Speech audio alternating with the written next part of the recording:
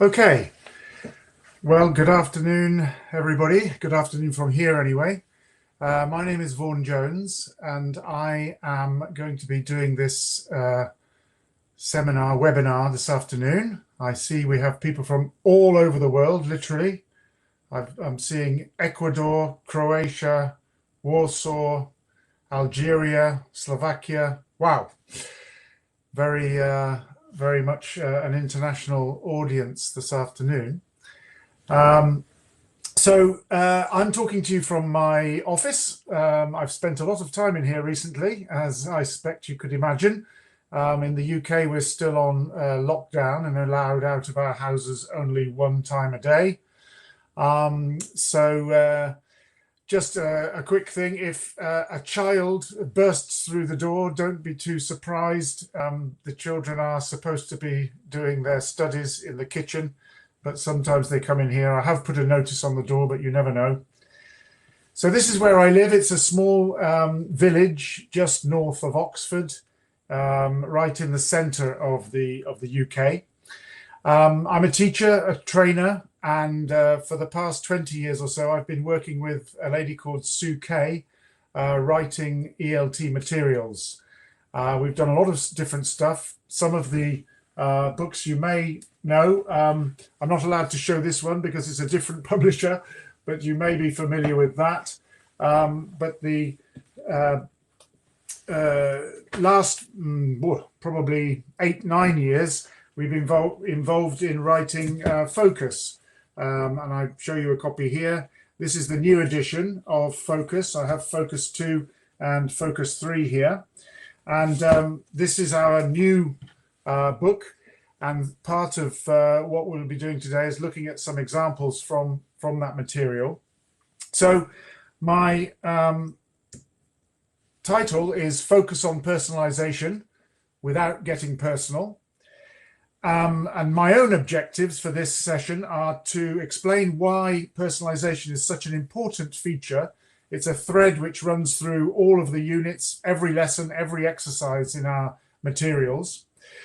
And I want to explain why that is. I want to also hopefully give you practical ideas to use in the classroom when we eventually get back into the classroom, and some of them can be adapted for teaching online.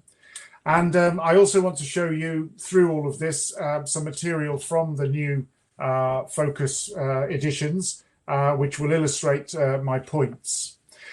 Just a quick mention of a very good friend of mine, because I know a lot of us have had to get used to teaching online, teaching remotely in this rather strange situation that we find ourselves.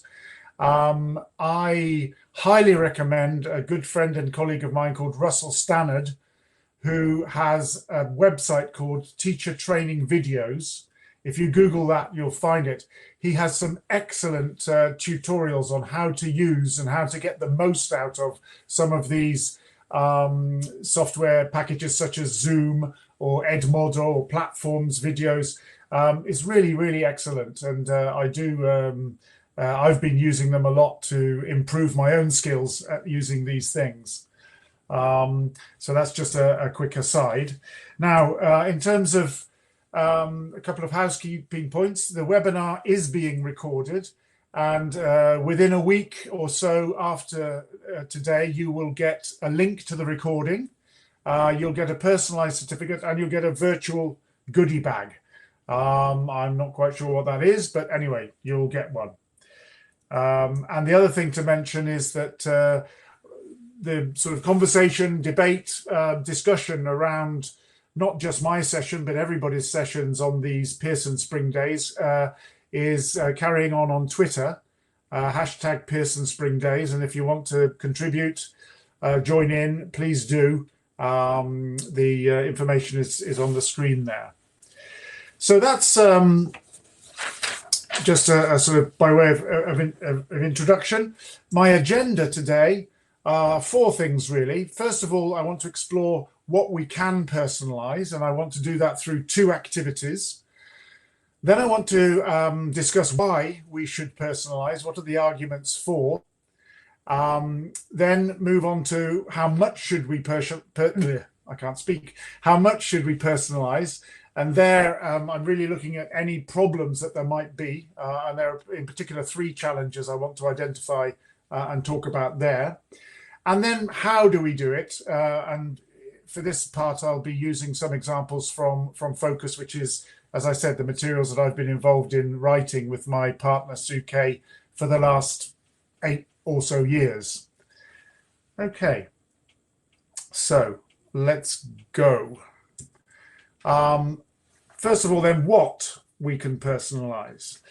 As I said, by way of illustration, I want to do 2 classroom activities with you. One, they are both at different ends of the kind of teaching spectrum. One is a very open, free speaking activity. So very much at the sort of free end of what we do in the classroom. And the other one is a much more controlled grammar activity, which is sort of part of controlled practice, which might be something you do when you just taught a grammar point.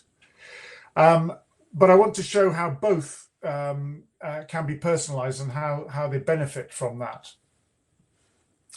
So with the first activity, what I want you to do is imagine, first of all, which is what we're having to do a lot these days, but imagine that we're in the classroom. I am your teacher, you are my students, and I want you to, most of all, at this point, sit back and get into a nice, relaxing situation. And I want you to try and clear your head of everything. And I want you to think of the best ever language teacher you have had as a learner.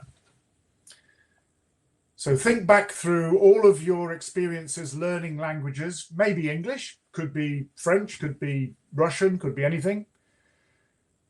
Think back through all the teachers that you've had, maybe some in primary school, maybe some in secondary school, well, definitely some in secondary school, probably some in tertiary education, college or university, and maybe you've also had teachers in private language school situations as well. So we're thinking of you as a learner, and we're thinking of all of the teachers you've had. I want you to single out one teacher who made a particular impression on you. The one teacher you would single out as the best language teacher you've ever had.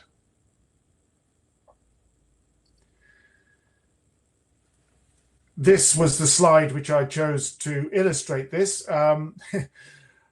taking you back to when you were in the classroom, maybe a little bit too far back. This, I think, was possibly a golden era when teachers were teachers and students were terrified. But maybe not to go back to that time.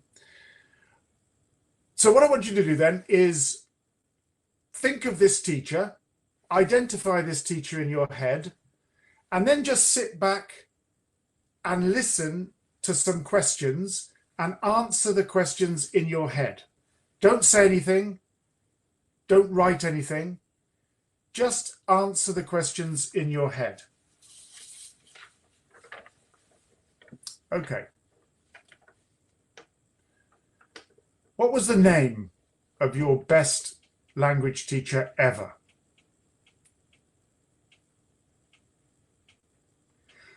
What language did they teach?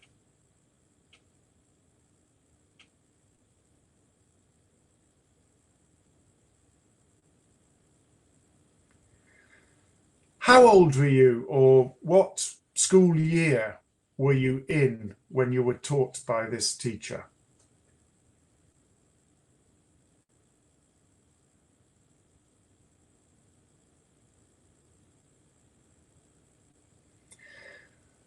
I see a lot of you are writing furiously. It's not necessary to answer. I just want you to imagine that we're in the classroom and that you're just answering the questions in your head, but it's fine. Try to remember the classroom in which you were taught. What was the classroom like? What was the decor? Was it big, small, crowded? What could you see from the windows?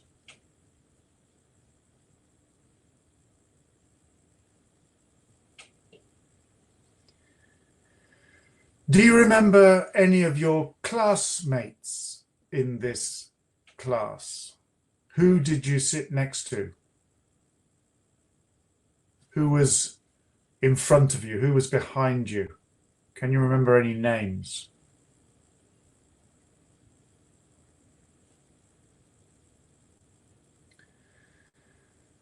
And what would a typical lesson be like?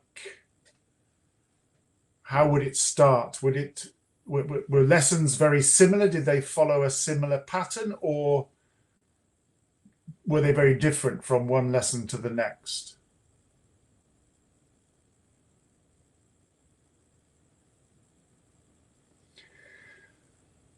Now try and visualize the teacher themselves.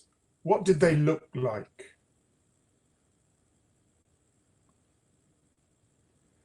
What did they typically wear? What kind of clothes?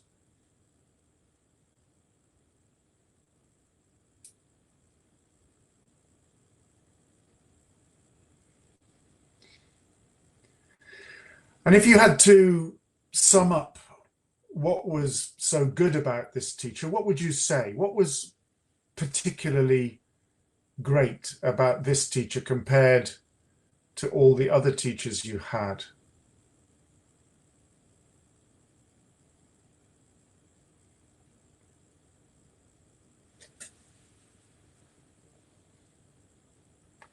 And finally, what has become of this teacher now? Do you know? Are you still in touch?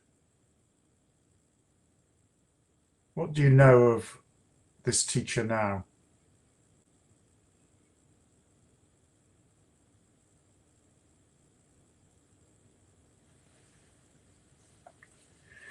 Now, obviously, if we were in the classroom, I would now ask you to put yourself in pairs, you and another neighbouring student, and I would ask one of you to talk about this fantastic teacher and the other one to look interested or at least to listen carefully, and then obviously change over so that both of you had an opportunity to speak about this teacher.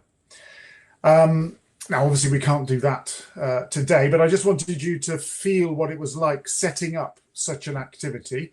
I'll go back to the stages because they are important later on in my session this afternoon.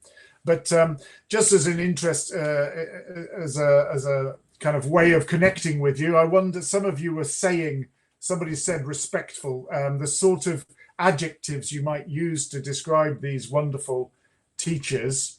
In previous sessions when I've done this, students have talked about empathetic. You've got, kind and careful, empathy, yes, creative, supportive. I've had inspiring, fun, kind, organized, expert, creating a good atmosphere, patient, that was an important one, humorous, fun. And a lot of men have said beautiful, which could be another reason why they chose that particular teacher. So it's good to reflect on good teachers that you've had. In my case, they've certainly influenced me, and I'm sure all of you are fabulous teachers, and you would also be in your own students' top one of the best teacher they've ever had. So as I say, that's an activity where we are giving the students an opportunity to speak at length about something, probably 2, 3, 4 minutes maybe, each taking it in turns. And as I said, I'll go back to how we do that, how we stage that, and the important parts of, or the important elements of that task. But I now want to switch to the other end of the spectrum. So that was a very free speaking activity. Now I want to go to a much more controlled activity, which is much more limited. And indeed, I want to give you a dictation. So I require absolute silence, and you need to have a pen and paper. I'm just joking. But in the classroom, I would have the students listen carefully and simply write things down. Now, what I'm going to dictate in this particular case are 5 sentences, okay? 5 sentences. I'll do it very quickly so you see the idea, but I'm not going to get you to put it in the chat box or anything like that. But these would be my sentences. While I'm dictating them or while I'm saying them, can you try to decide what you think may be the language point? What is the specific language point that is being practiced or tested? Okay, so these are the sentences. Number 1, my name is Vaughan. It means little one in ancient Welsh. Number 2, I was born in Nottingham in 1960. Number 3, I've been a teacher for over 35 years. Number 4, I'm feeling a little nervous today. And number 5, if I wasn't here or if I weren't here, grammar point, I'd be doing this session live, hopefully, with real people in a real room. So those would be my 5 sentences. Here they are.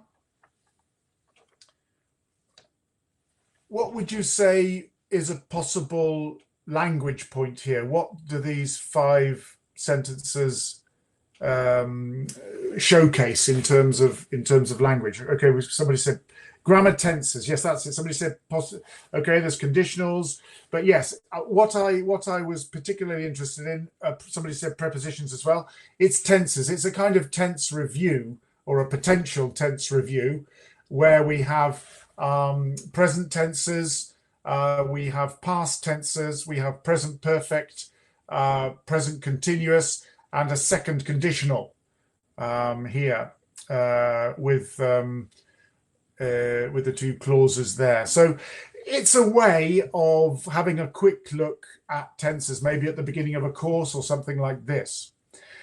Now, it's not difficult to find a piece of language, whether it be 5 random sentences or a text or some lyrics or a listening or a song or whatever, and identify a language point and teach the language point. That's not difficult. What's more difficult is marrying up that with something which is personalizable. And this is what this is doing here. So obviously the information in orange is my personal information, which is all true. And the second part, once we'd looked at the language and maybe identified the tenses with the students and corrected any problems, I would then say, right, part 2, go back to these sentences and make them true for you. So simply swap the information and write in information which is true for you. Okay, so my name is Elisa. We've got Paula, Miriam, Mirela, Natalia, Yadida, Tokir. Okay, you would just put those names. It means, or maybe you don't know, because some people don't know what their name means. My particular name is hilarious because it says little one, which is true, but I'm actually 2 meters tall. So my parents didn't do very well with that. But but if you don't know, then you would say, my name is, I don't know, let's have a name here. My name is Tatiana. I don't know what it means. Okay, but you make the sentence true for you. Okay, I was born here. Maybe you want to lie. But anyway, you make the sentences true for you. A little change, you make 3 of them true for you, or you make 4 of them true for you, and 1 is a lie, and you give them to the other student, and the other student has to try to decide which one is not true. whatever. There are ways of making this, what seems to be a simple tense review, into something quite personable and personal, and swapping information and real information. And this is what I wanted to do, just illustrate at the one end of the spectrum with a free speaking activity, and at this end of the spectrum, the sort of nitty gritty end of the spectrum, where we're talking about controlled practice of a tense review. In both instances, you can make things personal. And I think it benefits by making things personal. So I'd like to move on to why we should personalize. What are the arguments in favor of personalization?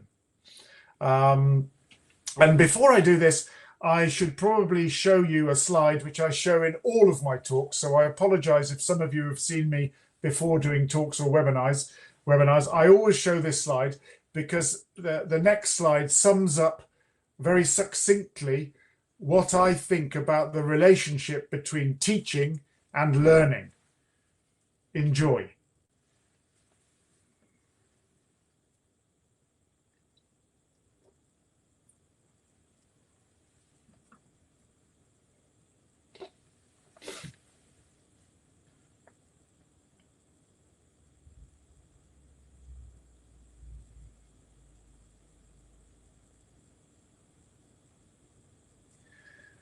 So I think some of you are reacting to that. Great, fantastic. I think it's perfect. And as we all know, there is a very loose correlation between what we teach and what the students actually learn. They learn in a different order from the order in which we teach things. They learn at a different speed from the speed at which we teach things. Sometimes we teach things over and over and over again and they never learn. And sometimes they learn things that we haven't taught. How dare they? But what we do know from the research is that taught learners do progress faster than students who aren't taught. Excuse me. And they also reach a higher level of attainment usually. So we do serve a purpose as teachers, but it's still a kind of mystical, mysterious process of the relationship between what we teach and what the students actually learn. And one of the things, I think it's almost useful to bear this in mind, clearly. But one of the things which I feel strongly about is absolutely necessary for any learning to take place in my classroom is that I satisfy what I call the 3 M's. And the 3 M's are motivation, memory, and meaning. And these are the sort of pillars, these are the foundation stones on which my own teaching and writing are based. Motivation, it's our job to engage the students. It doesn't necessarily mean entertain them, but engage them. They need to be engaged.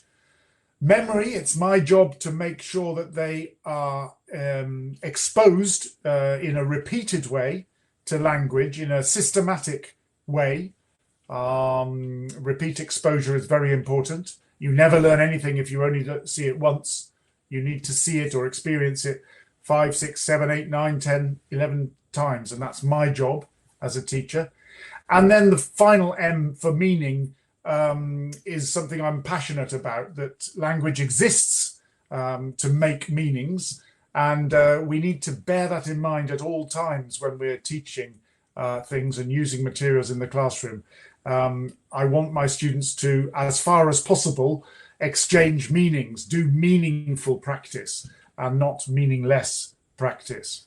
So those are the 3 filters, if you like, which I judge materials and I think about what I'm doing in the classroom.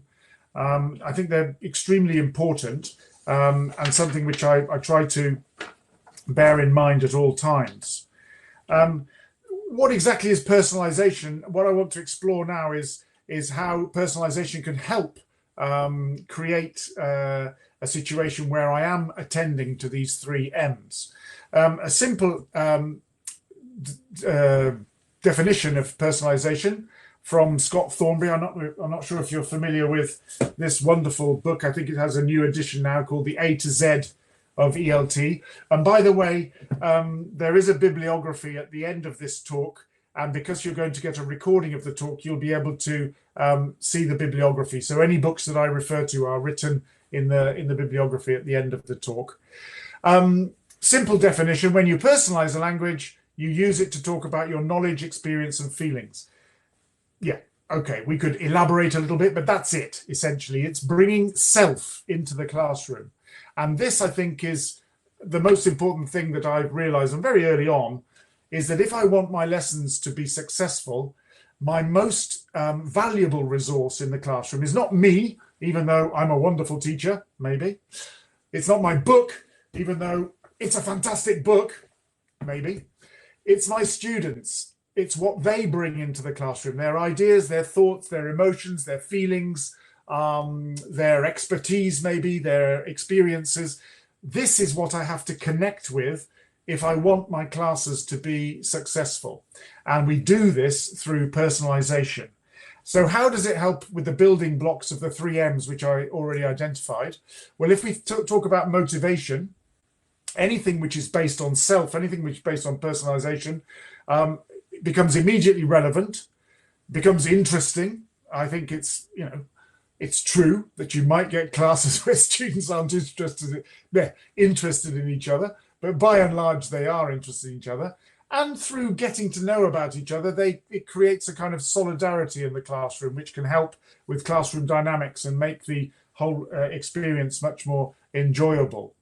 In terms of memory, there's very clear evidence that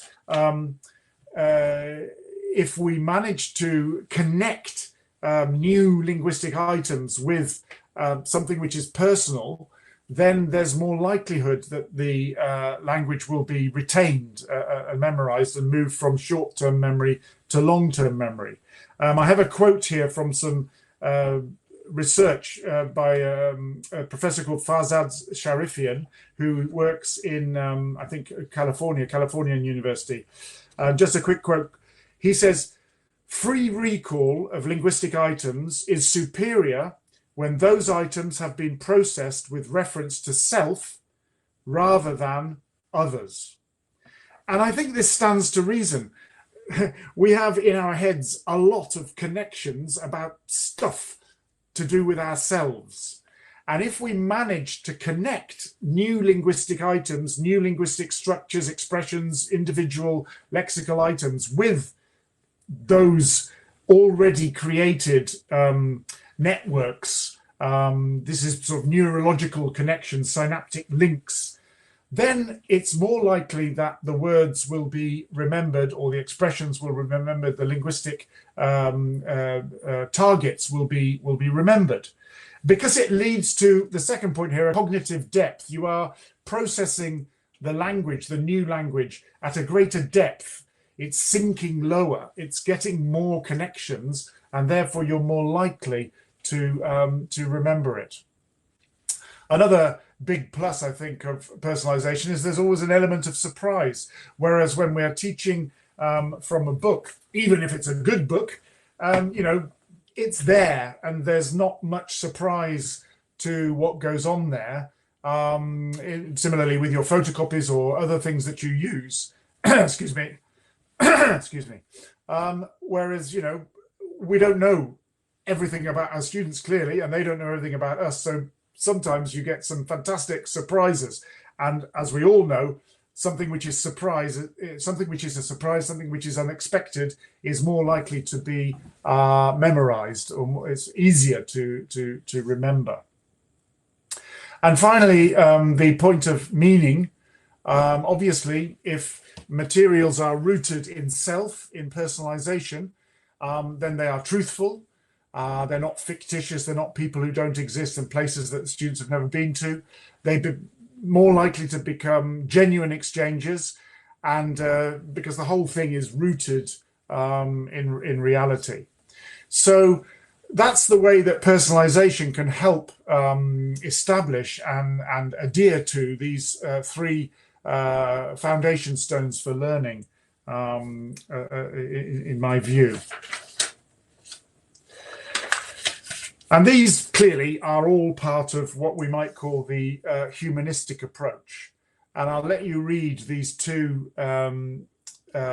important quotes from the literature by two of the most successful and interesting proponents of the humanistic approach.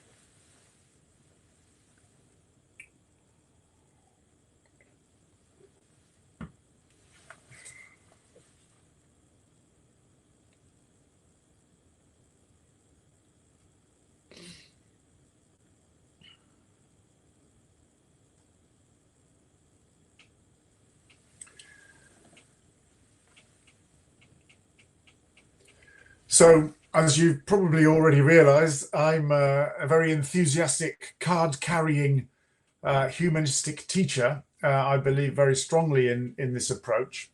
And it's simply, it's from my experience as well as sort of in my head logic, that you're more likely to be successful if language learning is an integral part of being human and managing to talk to each other, to exist together, to participate in classes, and create a good atmosphere,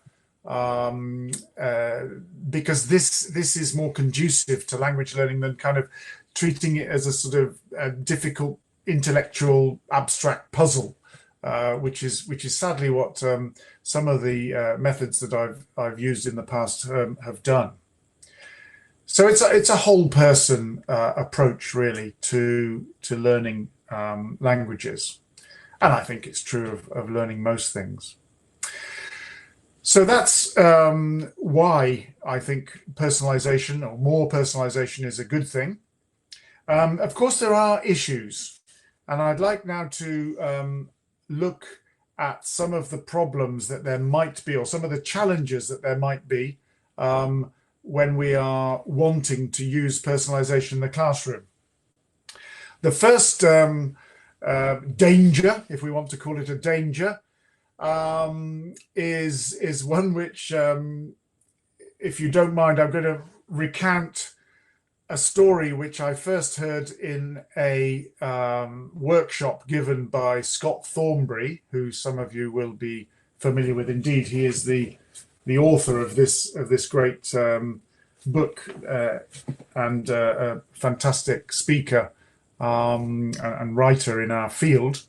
And he talked about this situation where a teacher had gone into the classroom, and the topic of the day, so imagine it, the teacher, students, topic of the day is accidents or health accidents. You know, we all have to do something on this topic at one time or other. So possibly ill-advisedly, this particular teacher had gone into the classroom and said, right, today we're going to talk about health and accidents. Now, have any of you ever been involved in an accident? I don't think that's a great way to start a class, but anyway, that's what this teacher did. And so there was a little bit of silence and a few teachers, and then a student at the back of the class said, yes, last year I break my leg. So the teacher said, break?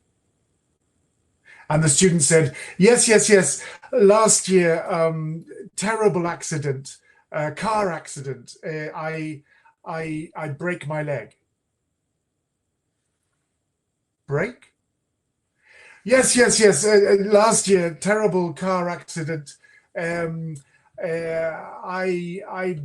broke my leg in 3 places. And the teacher says, good. Okay, joke. But you see the point. The teacher is only listening to the form of what the student is saying and not the importance of the meaning. And this leads to something which I think we should sometimes do. Don't listen to what the students say, listen or understand what they mean.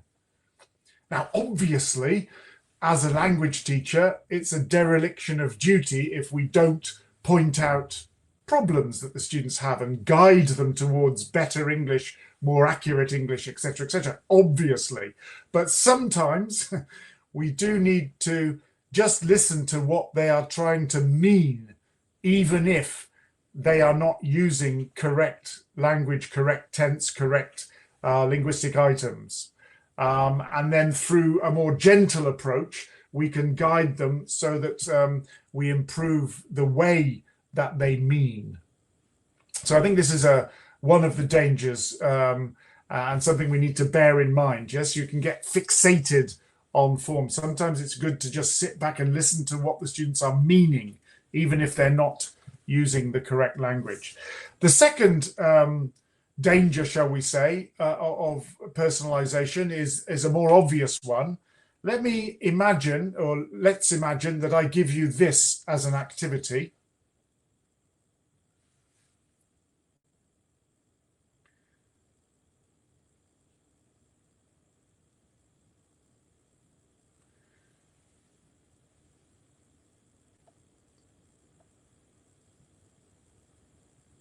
And then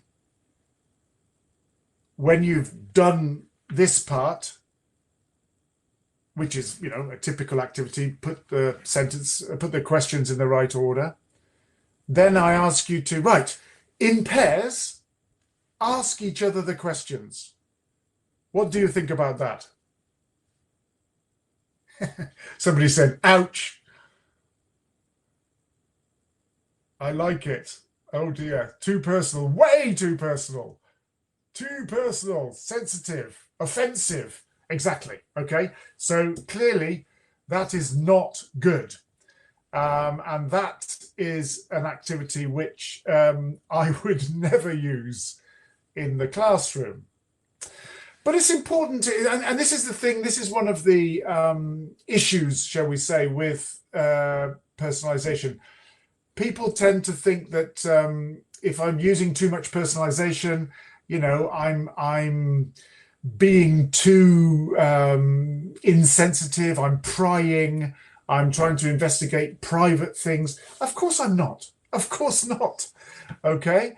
And how far a teacher goes, a teacher will know.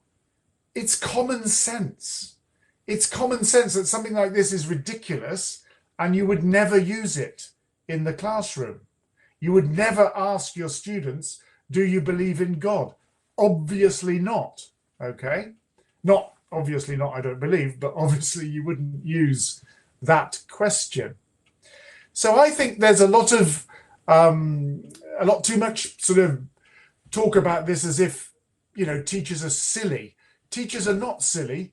Teachers know their students, and it's important to know your students, and you will know what you can and what you cannot use in the classroom, which topics you can talk about and which topics to avoid.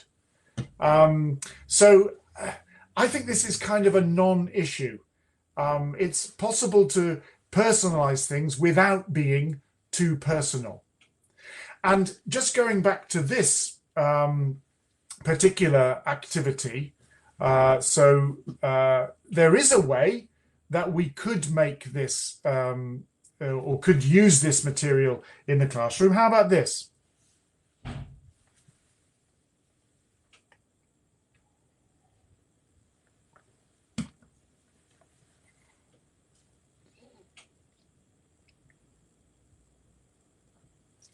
So if we remove the personalized nature of these and we have the students in groups discussing in what situations might these questions be appropriate, then it's still personalization. It's still asking their opinions, but it's not.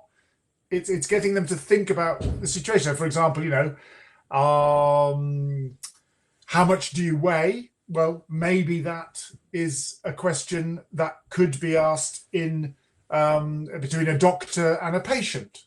Okay, so the students could think about the scenarios or situations in which these sentences, or rather these questions, would be appropriate or might be appropriate It's still personalization, but it's not as direct. It's kind of indirect personalization. So that's just an idea, okay, which you could use.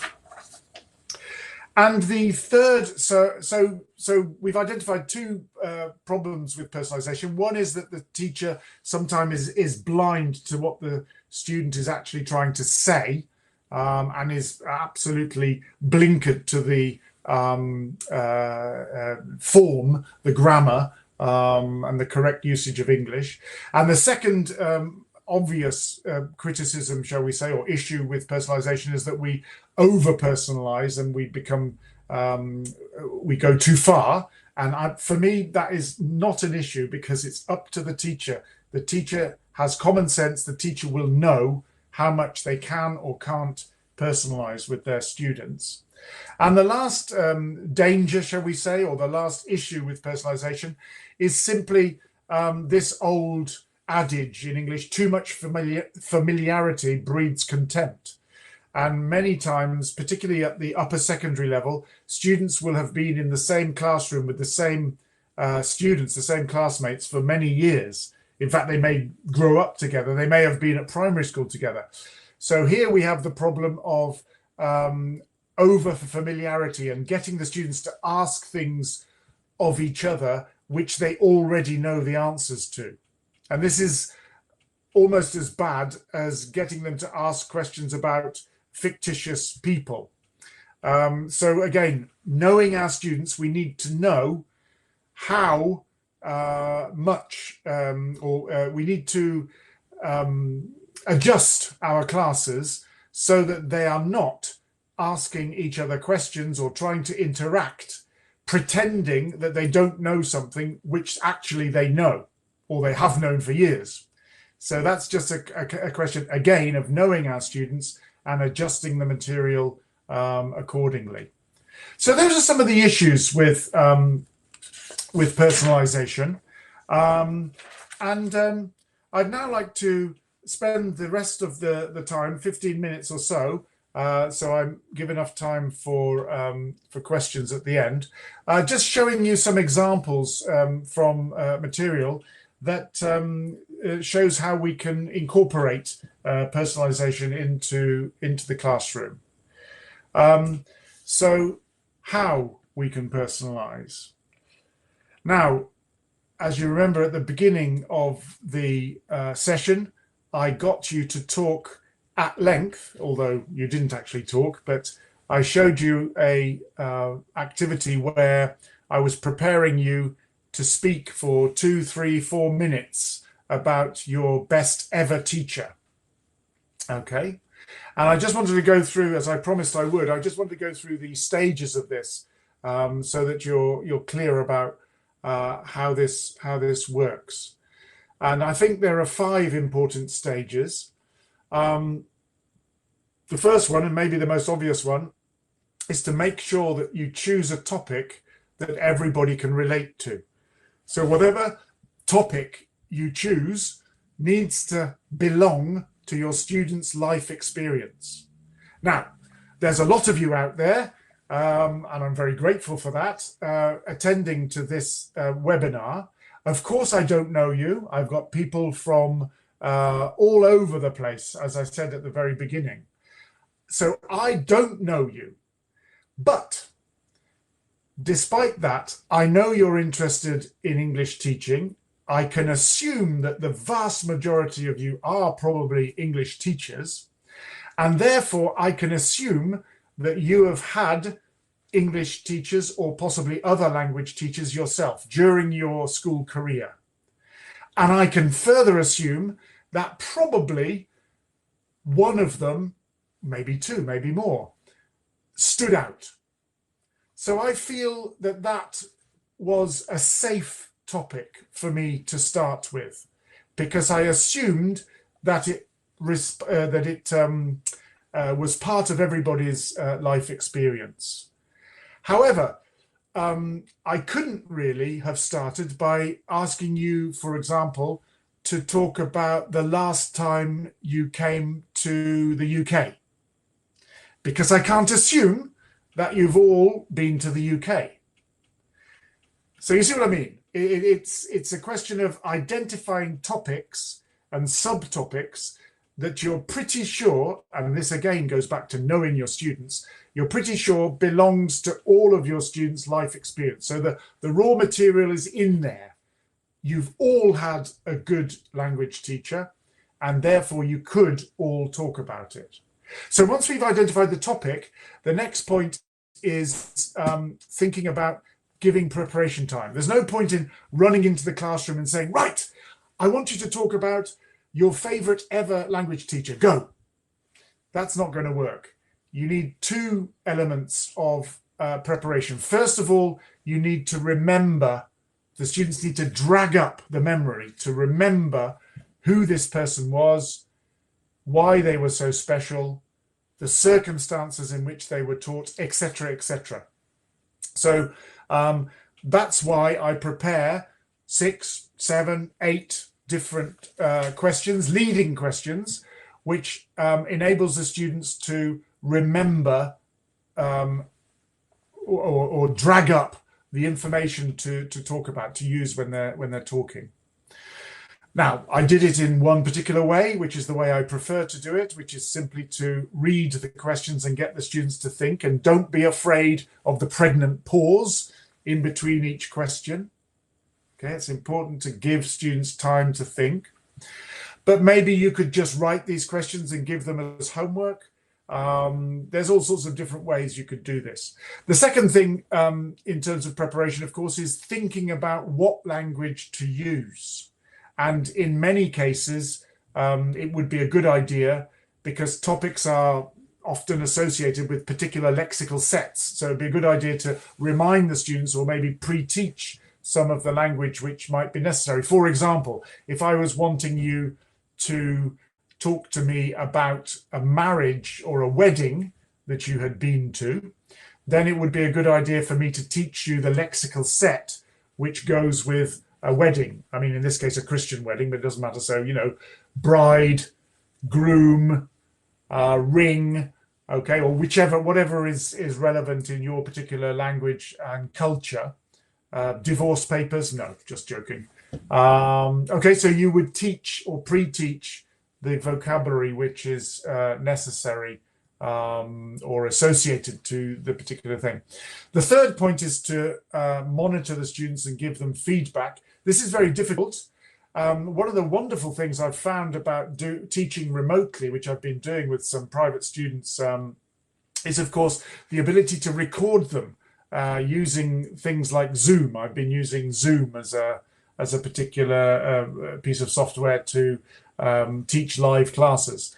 And you can record the students. Now, in the classroom itself, it's more difficult, but I just have, this is my little notebook, and in here, I sit myself next to the different students and listen to them. And probably I can only listen to 2 pairs maximum. But it's good to give feedback, not necessarily immediately, maybe the next day, but that's up to what I feel is best. Fourth point, you should also give students the opportunities to listen to other speakers. So the best person, of course, as a model is yourself. But if you think your students are fed up of hearing about your stories, then you could make a recording very simply with either an audio recording or a video recording of a friend or a colleague or somebody, and get them to talk about their best ever teacher, for example. But it's good. It's a good thing to introduce a model at some point. And then finally, and this probably is the most important part of this, it's important to give students the chance to repeat the same long term with a new partner. And this is all about the fact that the second time and the third time and the fourth time you do something, you do it better.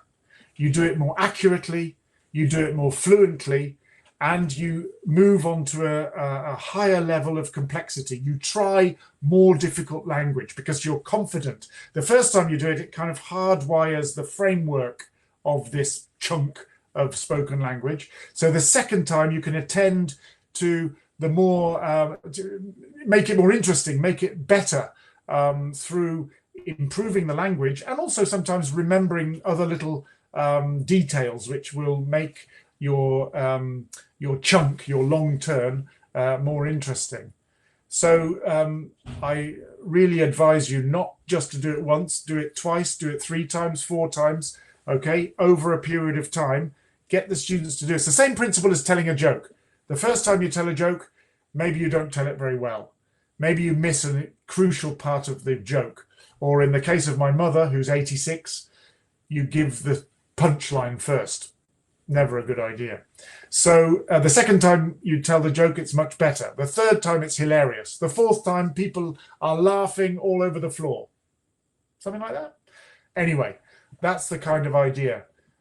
So if you go to the trouble of doing one of these long turns, make sure that you give the students another chance to do it at another time, and a third chance as well, and a fourth maybe. And here are just 2 examples. It's just to show you that this kind of methodology, or this staging, fits into some of the classes. This, I think, is from the book 2, where we're telling a story. And this is book 4, telling a personal anecdote. So in the speaking pages, we use this framework. In this particular case, they're talking about a time when they were in a dangerous situation, or in a difficult situation. And in the second one, they're talking about a memorable day. So those are, again, very globally sort of useful topics. And those are the examples from Focus that follow that model. Now, that was, as I said, at the one end of the spectrum, but let's look at the other end of the spectrum, which is doing work, controlled practice work, where there's a very specific language point. In this particular case, it's present simple and present continuous. And we are trying to differentiate. So in sense, we're practicing, we're testing the students. This kind of gap fill is typical. Now, here are 2 possibilities. Which exercise do you like best, the blue one or the green one?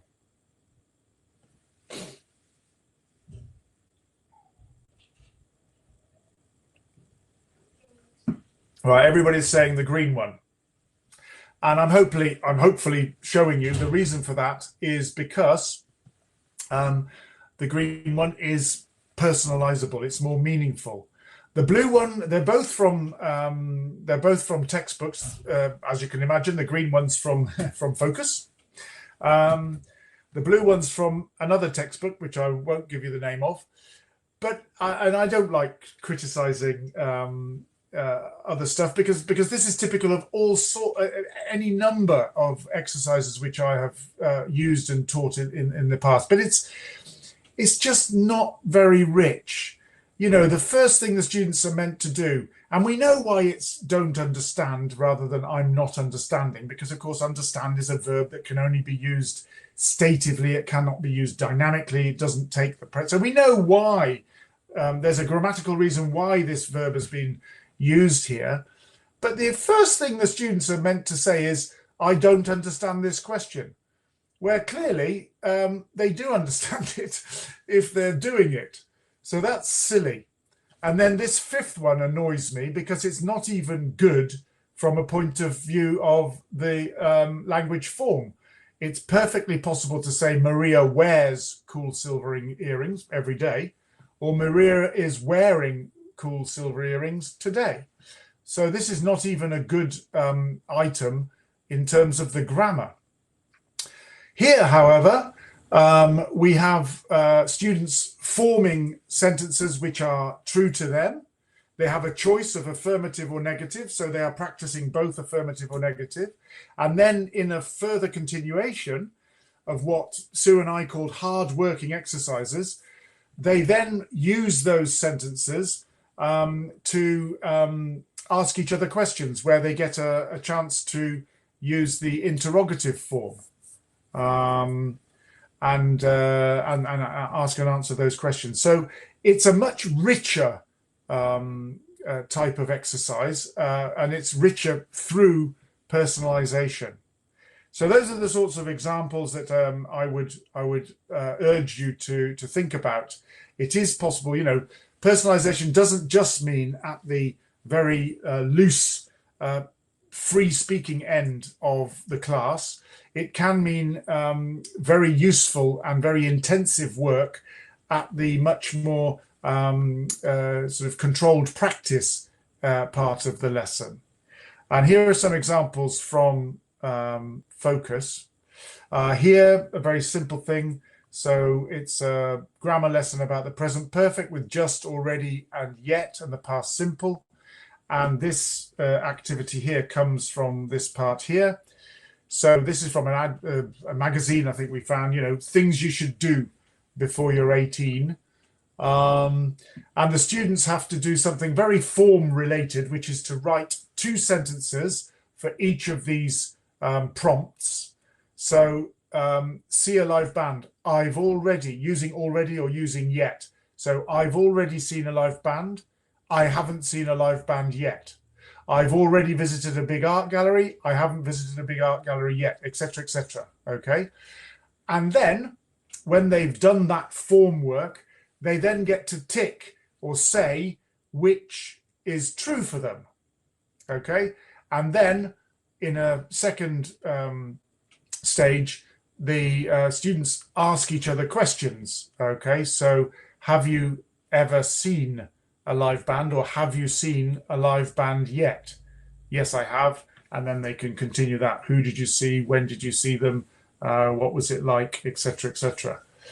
So that's another example of bringing personalization into the class and making it real, making the students, prompting the students to have meaningful exchanges between them. That was on grammar. Here's on vocabulary. I realize I need to wind up very quickly, but this is possibly a lesson that is very appropriate during the coronavirus crisis. How to keep fit when you are isolated at home or confined to your house. And it's an opportunity for me to quickly show you the way that Focus works. For those of you who aren't familiar, we have the spread, the opening spread is always vocabulary, but then we do have this sort of third page, which is where you record the vocabulary. And this comes out of the, this comes out of the back of the book. Okay, so you can see it better here on the slide. It's a corresponding page. So the students are introduced to 3 different sets of vocabulary here, and they are given the opportunity to record that vocabulary in the word store, which we feel very strongly is an important part of learning vocabulary, not just being presented with it and practicing it, but also recording it. Anytime, the more time spent recording language will help with the memory. But what I wanted to do really was just show you how 3 areas, in this particular case, health. So we've got some vocabulary to do with symptoms, some vocabulary to do with general health, and some phrasal verbs to do with health. All of this comes from here. It's all introduced through here, through a listening and through some activities here. And then we get these 3 different activities. So here's the first one, symptoms. The students complete the word store, then they choose the correct option. So when was the last time you felt ill? Or when was the last time you felt runny? Obviously, ill is the correct answer. And so the students do this, they look at the form, they think about it, and then they ask each other the questions. Second one, health. Here we have a matching exercise, which is to do with sort of collocation, really. The only way to lose weight is to eat less and exercise more. Children don't know how to make healthy food choices. It's important to keep track of the calories you eat in a day, etc., etc. Okay, so this is again an activity where the students are first of all focusing on form, and then they have 6 statements, if you like, and the second part of this asks them to discuss whether they agree or disagree with the statement. So that's where you get the personalization. And the last one, remember, these are all from one particular vocabulary lesson, this vocabulary lesson here. And this is to do with phrasal verbs. So they've been taught the phrasal verbs have been contextualized, they've recorded the phrasal verbs in the word store, and then they get to just testing themselves, really. I like doing physical exercise to music, doing physical exercise, working out. So this is to do with phrasal verbs. I like working out to music. I've decided to start jogging. I've decided to take up jogging. I don't think I've ever fainted. I don't think I've ever passed out. Okay, so that's your focus on form. And then once the students have recreated these sentences using phrasal verbs, they get to say whether these are true or false for each other. And maybe the partners in pairs, the partners guess which ones are true or false or something like that. But anyway, it's a personalization stage, which, as I've said, we feel is very important and worth doing to help the students in all senses of learning. So these are the sorts of rubrics. Rubrics are instructions in the book that we use a lot. Okay, are the sentences true for you or true for your partner? Or complete the sentences so they are true. Or change the names. I didn't show you that one, but that's another one. Change the names to make the sentences true for people you know. That's how we could get the third person, practice about the third person. Obviously, if you've created some questions, well, ask each other the questions. And then the last one here, do you agree or disagree with the statement? So make the statements into something polemical, something the students can argue about, and then they discuss whether they agree or disagree. This is not the only types of ways or different ways of personalizing material, but it's these are the most popular ones we use. And I just put a picture here of one of the most influential books I ever read, Learning How to Mean, which I think is what we do. But I have to finish here because my hour is up. In fact, it's just over. This is something to sum everything up from a book by Gertrude Moskovich way back in 1978, Caring and Sharing in the Foreign Language Class. But I'm not going to spend time on this now because you will get a recording of this and you can read this at your leisure. But it sums up exactly what I feel about personalization.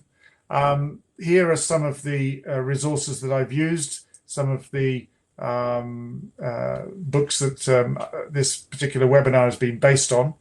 As I said at the very beginning, please, this webinar, my webinar, has been part of a program of over 40 different webinars that have been happening during this period, called the Pearson English Spring Days. Please look for the program online at english.com Spring Days and register for other webinars. I'm sure there'll be lots of different, there are lots of different wonderful webinars.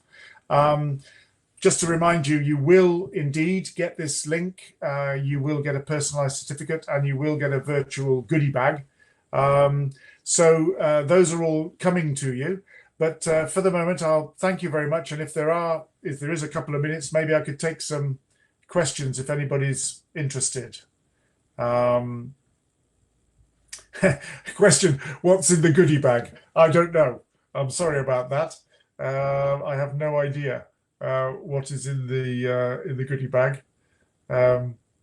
Somebody asked me this morning, have you made any bread? Which I thought was an excellent question. And the answer is no, I haven't made any bread in lockdown, but my son has. He's been making bread. Well, thank you for your very kind comments, and I do apologise for going over slightly. Um, but I'm sure if you have a burning question, if you direct it to Pearson, then they will and put my name and the webinar which you attended, then I'm sure it will end up in my inbox, and I'd be happy to answer questions via email if you wish. So thanks again. Thank you very much. I'm going to close down the seminar now, or the webinar now. And my final words are simply good luck and stay safe. We're all facing this. This is a world problem, the coronavirus and COVID-19. And I wish you all the best. And let's hope that all of us get back into the classroom soon. Okay, goodbye.